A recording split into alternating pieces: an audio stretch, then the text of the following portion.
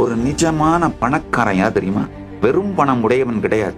முதல் 1.5 மணி நேரத்தை தனக்கு சுதந்திரமாக வைத்திருப்பவன் தான் ஒரு நிஜமான உயர் வாழ்க்கை வாழ்பவன். நல்லா புரிஞ்சுக்கோங்க. Middle class, upper middle class, elite அப்படிங்கறதெல்லாம் பணம் சார்ந்து கிடையாதுங்கய்யா.